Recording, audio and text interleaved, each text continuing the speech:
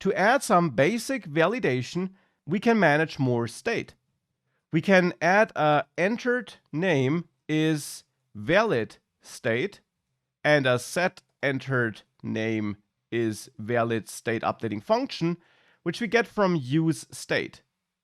And here we now want to start with false, so that initially the entered name is not valid. And we can then set this to true if the entered name is valid. So therefore, here in the form submission handler, if the input is invalid, then I want to set entered name is valid to false, because it is not valid here. If we make it past this if check, we can set entered name is valid to true, because if we make it past this if check, the value is valid. And now we could use entered name is valid to show an error message. Here, below this input, inside this form control div, we could add a paragraph where we, for example, say name must not be empty.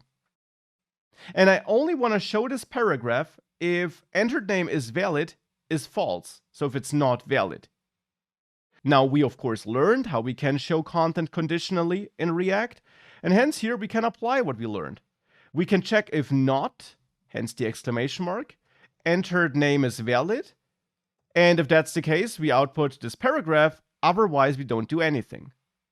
And we can give this paragraph a class name of error text, because that's one of the predefined CSS classes I added here in index CSS for some basic styling.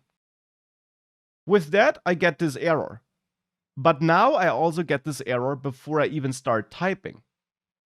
So maybe we instead want to start with setting this to true initially, so that entered name is valid is true initially.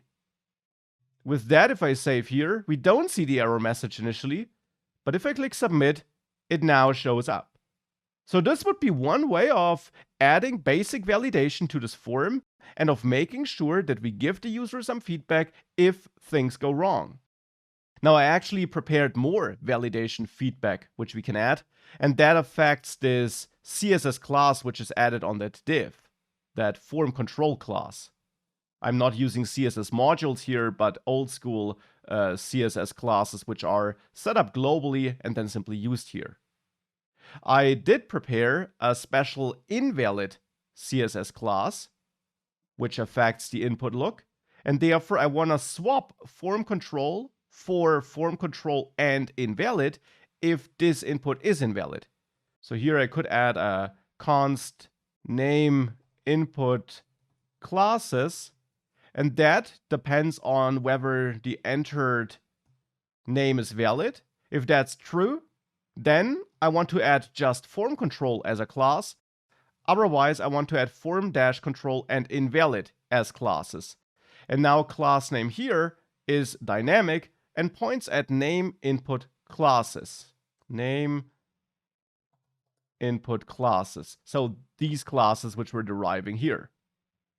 And with that, if I save this, if I reload, we got this look. If I submit this empty form, I get this look, which looks a bit better. Now that is some perfectly fine validation which we could add, but it has some downsides at which I now want to take a closer look.